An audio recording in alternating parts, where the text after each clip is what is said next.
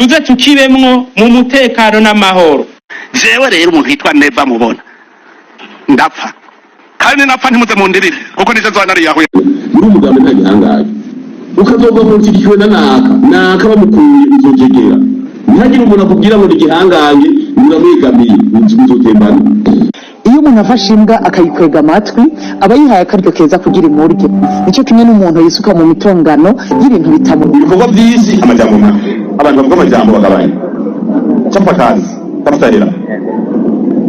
kandi yarose yabikeneza urasesa muntu ariko narose amahera cyayigina ugasanga nkabwira ngo ngumwe mwanyuke ngo nawe bahamwe kamwe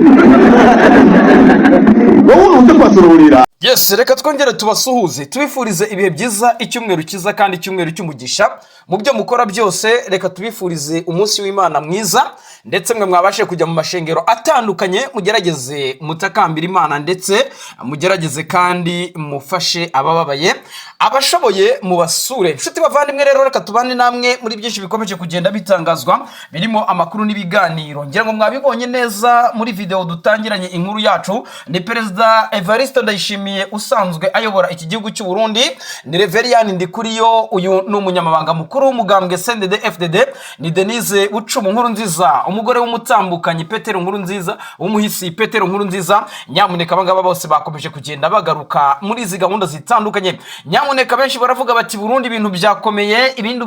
Burundi ibintu byakomeye. Ntago babeshe cyane kubera yuko ukurikiye imbwirwaruhame aba bayobozi bakomeje kugenda batangaza ziragaragaza uguhangana gukomeye cyane, ndetse aho bivuga yuko umugabo wita Reverien Ndikuriyo yamaze kugenda agaragaza yuko afite confidence zo kuba yavuguruza bimwe mu byemezo perezida yaje kugenda afata. Agira ati mu mugambwe CNDD-FDD ntuzitwaze icyo uri cyo, mu mugambwe CNDD-FDD ntuzitwaze yuko ushyigikiwe n'umunyepolitike runaka, twese turangana. Ibi bibaye nyuma yuko kandi umugabo bita Alain Ndikumana, uyu nguyu akaba umushikiranganje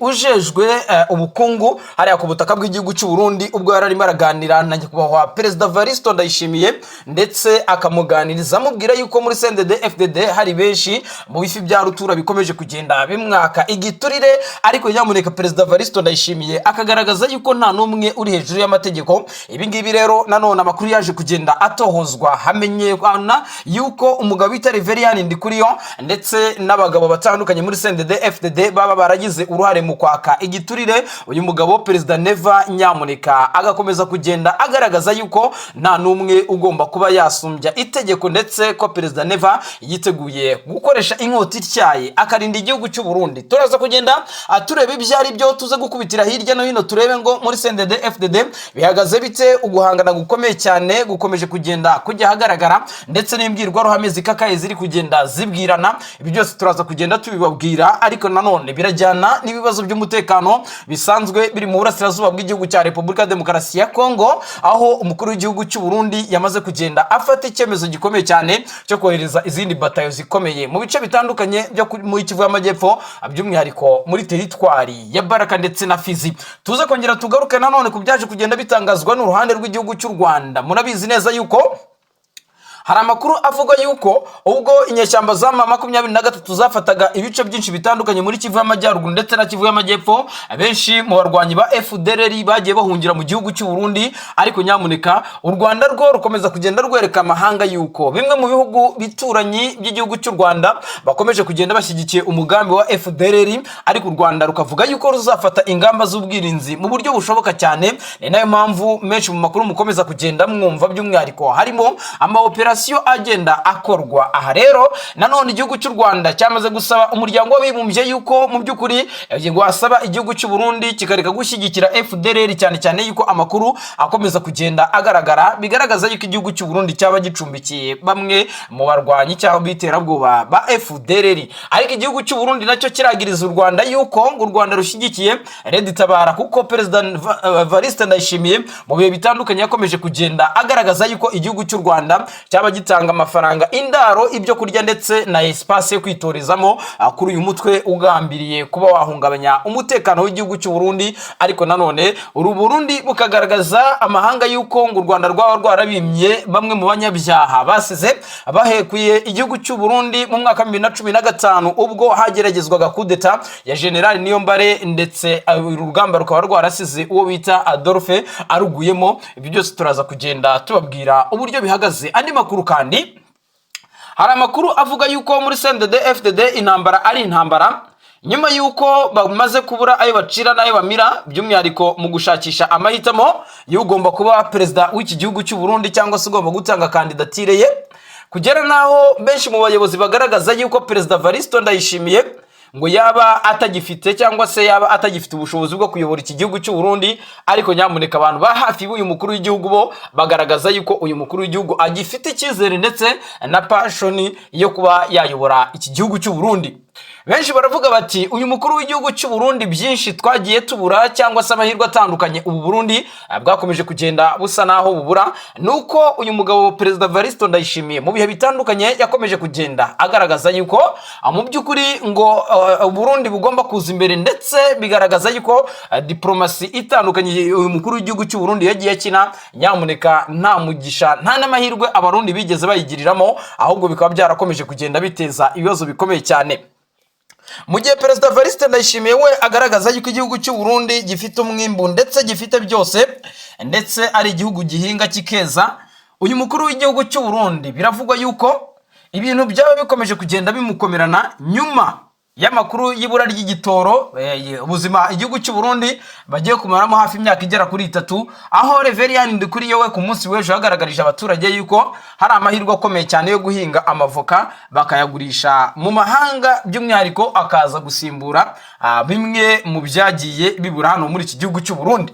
Amakuru rero kandi akagaragaza yuko nubwo bwose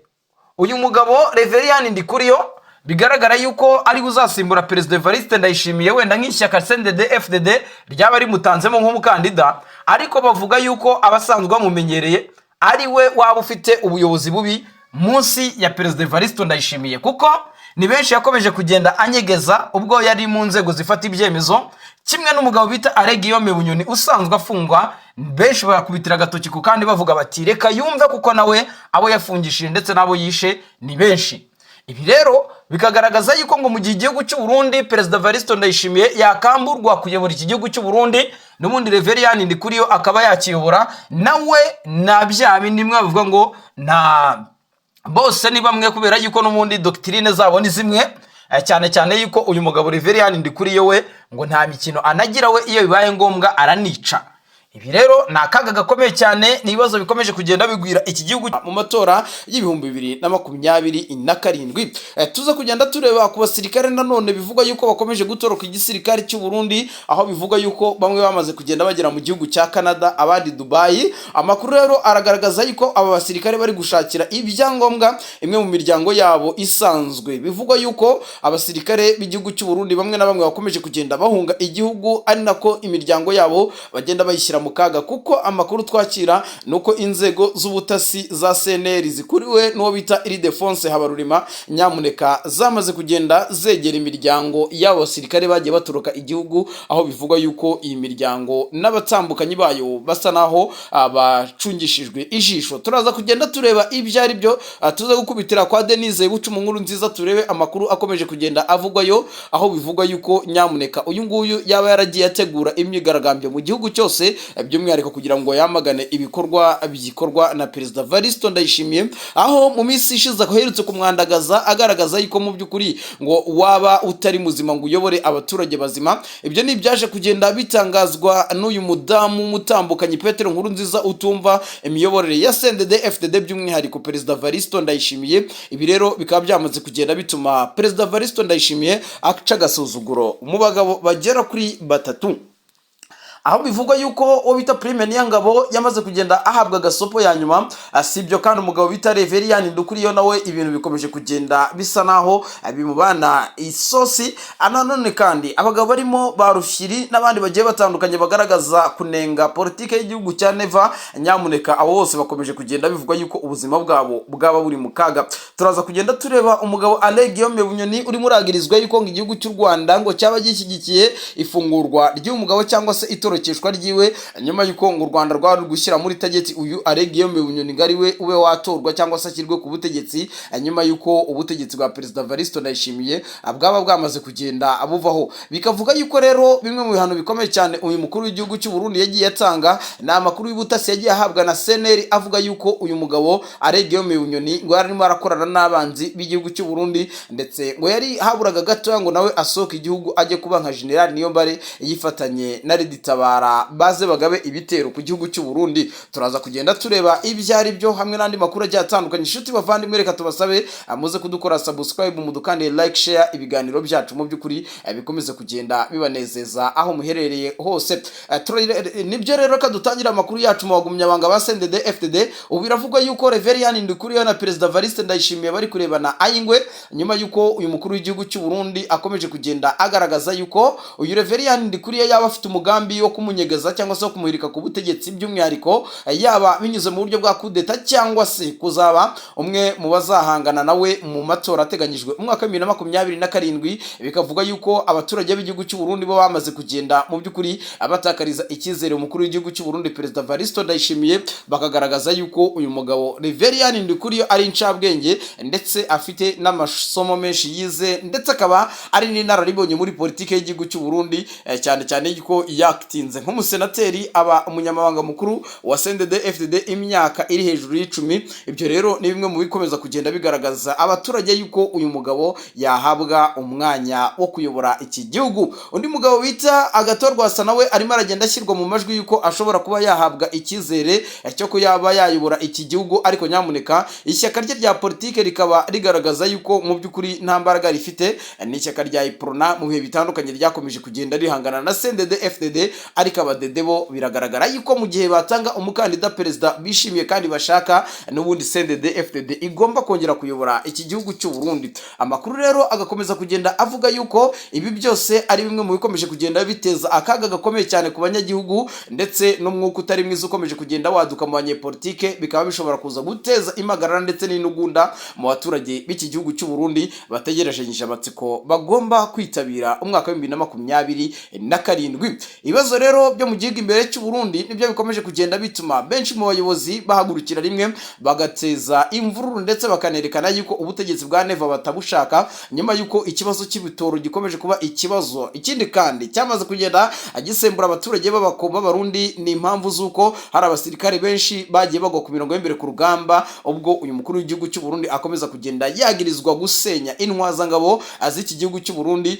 Ndetse mu bihe bitandukanye Denise Bucumu Nkuru nziza we yakomeje kugenda agaragaza yuko igisirikare cy'u Burundi kigomba kuba cyarokorwa mu gihe umukuru w'igihugu ngo yaba arimo aragenda agishyira mu mpanga. Si ibyo kandi hari ibindi bibazo bikomeje kugenda bigaragara, ibibazo birimo ruswa, igiturire ndetse n'ibindi bibazo bitandukanye birimo biragenda biba. Murabizi neza umugabo wita Alain Kumana ubwo aherutse kugenda atangariza Neva yuko bamwe mu bifi binini byo muri CNDD FDD ndetse no mu gisirikare bakomeje kugenda bamutera ubwoba yuko bashobora kuzamuhitanira ubuzima, nyuma yuko yabimye igiturire ndetse yanze no gukorana nabo. Nanone kandi uwo bita Ildefonse Habarurema, uyu nguyu yasanzwe akurikiye cyangwa se ahagarariye ubutasi bw'igihugu cy'u Burundi CNL, niwe uvugwa yuko mu by'ukuri we n'uyu mugabo Diomaye Ndegea ufite ipeti rya Brigadier General niwe bashobora kuza guhabwa umwanya wo kuyobora intwazangabo z'iki gihugu cy'u Burundi. Murabyumva neza yuko rero umugabo bita Prime Niyongabo, umugabo bita Ndikuriyo bamaze kugenda bagumuka, ariko nanone bikavuga yuko mu gihe umugabo bita Ndikuriyo n'umugabo bita Prime Niyongabo ari abagabo babitse amabanga ya Perezida Neva, mu gihe baba bagiye muri opposition cyangwa se mu ishyaka ritavuga rumwe n'ubutegetsi cyangwa se bagiye kuba abatavuga rumwe n'ubutegetsi bwa Perezida Neva gutakaza cyangwa se kubura mu by'ukuri ubufatanye n'aba bagabo bigaragara yuko ari akaga gakomeye cyane kaba kagiye kugwirira uyu mukuru w'igihugu, ndetse bikagaragara yuko byaba bitazigera byoroha. Turaza kugenda tugaruka ku bagabo barimo Emmanuel Haringanji ufite ipeti rya Brigadier General muri iki gisirikare cy'u Burundi, aho bivuga yuko ari we usa naho ugiye gukomeza gufatanya n'uyu mugabo tubabwiye hejuru Diomede Ndegeya.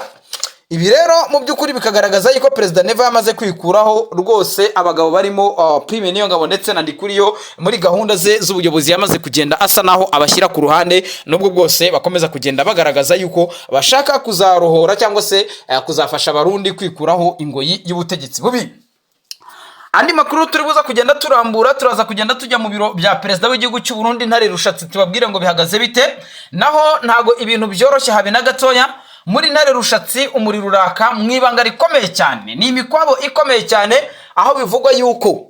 benshi mu bakozi bakora muri iyi ngoro ya Perezida hari abakomeza kugenda bagaragaza yuko bashyigikiye Perezida Neva, cyane cyane yuko benshi bari muri iri shyaka rya CNDD-FDD, ariko abandi nabo ni inshuti ndetse n'inkoramutima z'uyu mugabo Reverien Ndikuriyo, aho bivugwa yuko ubu Perezida Neva inshuti za Ndikuriyo aho ziva zikagera akomeza kugenda azishakisha. Izi nshuti za Reverien Ndikuriyo Perezida Neva agaragaza yuko baba bafite umugambi umwe. Murabizi neza yuko umwe mu batambukanyi ba Petero cyangwa se wahoze ari umudamu wa nyakwigendera umuhisi Perezida Petero Nkurunziza wahoze ayobora iki gihugu cy'u Burundi, uyu mudamu rero we yakomeje kugenda agaragaza yuko doctrine za Perezida Evaristo Ndayishimiye n'imiyoborere atabyumva, ni nako gusaba abaturage b'iki gihugu cy'u Burundi yuko bakigaragambye kugira ngo bamagane ubutegetsi bubi bwa Perezida Evaristo Ndayishimiye. Ariko bikavuga yuko uyu mudamu nubwo bwose atavuga rumwe n'ubutegetsi bwa Neva, ni inshuti y'akadasohoka ya Reverien Ndikuriyo, ni inshuti y'akadasohoka ya Prime Niyongabo, kuko n'ubundi abanyepolitike basanzwe barakoranye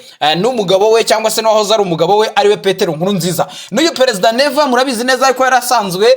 akuriye cyangwa se ari mu nzego nkuru za gisirikare hariya ku butaka bw'igihugu cy'u Burundi, ndetse akaba ari n'inshuti y'akadasohoka ya Perezida Nkurunziza. Ariko izi saha bikavuga yuko ariwe urimo uragenda agaragara mu bugambanyi bw'igihugu, by'umwihariko harimo no kuba ashinzwa kuba igisirikare cy'igihugu yaramaze kugenda agihindura cyane, agihindurira gahunda. Intambara iri mu burasirazuba bwa Kongo, by'umwihariko intambara M23 ihanganyemo n'ubutegetsi bwa Kinshasa, benshi baravuga yuko mumwe mu bantu iyi ntambara ishobora kuza gusiga ubutegetsi bwe buhungabanye ndetse anatakaje igikundiro mu baturage harimo n'uyu mu Perezida w'igihugu cy'u Burundi. Benshi bavuga yuko atazongera no guhabwa umwanya wo kuyobora iki gihugu cy'u Burundi kuri manda ye ya gatatu. Abavuga yuko rero haba harimo haragenda hategurwa kudeta, benshi baravuga bati nta mezi make yasigaye n'ubundi kugira ngo aya matora abe, tureke Perezida Neva n'umwaka umwe asigaje akuyobora, twebwe tuzakora amahitamo abereye abarundi. Ariko benshi nanone bafite impungenge yuko aha muri iki gihugu cy'u Burundi hashobora kuzaduka imvururu zitewe n'amatora cyangwa se n'ibizaba byavuye mu matora bitazigera byumvikanaho n'abantu bamwe na bamwe. Nshuti bavandimwe, ngira ngo turaza kugenda tureba mu gisirikare cy'u Burundi, turebe deployment zikomeje kugenda zumvikana cyangwa se zigaragara mu bice bitandukanye bya Kivu y'Amajyepfo na Kivu y'Amajyaruguru, ndetse turebe uyu mugabo usanzwe ayobora batayo cyangwa se ariwe mugaba mukuru ushinzwe bataliyani z'iki gihugu cy'u Burundi, yitwa Zenobe Niyonzima. Uyu nguyu Brigadier General Zenobe Niyonzima ni umwe mu basirikare mu by'ukuri bagaragaza yuko nabo badashyigikiye doctrine az'uyu mugabo Prime Niyongabo ushaka kwigumura ku mukuru w'igihugu. Benshi bakavuga bati n'ubundi uyu mugabo Prime Niyongabo nawe ubuzima bwe bushobora kuzarangira nk'ubwa uyu mugabo Adolphe Nshimiyimana wari ufite ipeti rya Lieutenant General hano muri iki gisirikare cy'u Burundi, cyangwa se ubuzima bwe bukaba bwasoza nk'ubwa Godefroid Niyombare wagerageje gukora kudeta umwaka 2015, ariko nyamureka we akagerageza guhunga igihugu, nubwo bwose mugenzi we Adolphe Nshimiyimana bitigeze bimuhira, we yaje kwicwa n'ubutegetsi bw'iki gisirikare cy'u Burundi. Aha rero bikagaragaza yuko mu gihe Prime Niyongabo yakomeza uyu muyorongo wa opposition wo kutumva ibyo Perezida Neva avuga cyangwa se wo kudashyira mu bikorwa ibyo umukuru w'igihugu ategetse, ibi ngibi nyamuneka bizahita biba akaga gakomeye cyane. Ndetse benshi baravuga yuko umugabo bita Ndikuriyo ndetse n'umugabo Prime Niyongabo ari abagabo bagomba kwicara bakarya bari menge, kuko isaha n'isaha ibintu byabahindukana. Perezida Neva niwe ufite inkota icyaye yo kuyobora igihugu cy'u Burundi, mu gihe rero yaba agiye kubona agiye kuvangirwa, biragaragara yuko agomba kwifashisha ibyo itegeko nshinga rimutegeka kugira ngo akomeze ayobore iki gihugu cy'abavandimwe babashinga ntahe. Indi ntambara ikomeye cyane iri muri biro politike by'umwihariko ariko ishinzwe ikijyanye n'ubukungu, aho umugabo bita nka Arendi Kumana, Dr Arendi Kumana, usanzwe ari umushikiranganje ushinzwe cyangwa se uzijejwe kuyobora igisata kijyanye n'ubukungu, ubwo yatakaga yuko mu by'ukuri yaba arimo arashaka kugirirwa nabi. Amakuru yaje kujya hagaragara yuko mu by'ukuri iyi dosiye yaba irimo umugabo bita Prime Niyongabo ndetse na Reverien Ndikuriyo. Perezida Neva rero biravuga yuko yahagurukiye guhangana n'ibi bifi binini bisanzwe biri muri CNDD FDD, nubwo bwose uyu mukuru w'igihugu cy'u Burundi we agaragaza yuko mu by'ukuri nta muntu n'umwe uri hejuru y'amategeko. Benshi mu badede baramushinza kukuba umutungo w'igihugu umwe awukoresha atabahaye, nyuma yuko hari amahoteli akomeye cyane akomeje kubakwa i Bujumbura ari muri UPI ye cyangwa se ari mu mazina ye, n'ibindi bikorwa bitandukanye bivuga yuko mu gihe uyu mukuru w'igihugu azaba atakiyobora iki gihugu cy'u Burundi nk'uko bigaragara yuko icyizere cye ndetse n'urukundo afitiwe n'abaturage rwakomeje kugenda rukatuka, uyu mugabo noneho yazifashisha uwo mutungo yaba yaragiye abona kugira ngo abashe kuba yabaho, by'umwihariko atari muri opposition politique. Ikindi kandi Perezida Neva afite ubwoba bw'uko ari busige umugabo nka Reverien Ndikuriyo na Prime Niyongabo muri iki gihugu aribo bafite inkoni y'ubuyobozi, mu gihe we azaba atakarijwe icyizere n'abaturage. Ibi rero Perezida Neva yabireba akabibura, akahita avuga ati nyamuneka nanjye ndakora ibishoboka byose nk'umuyobozi, ndakora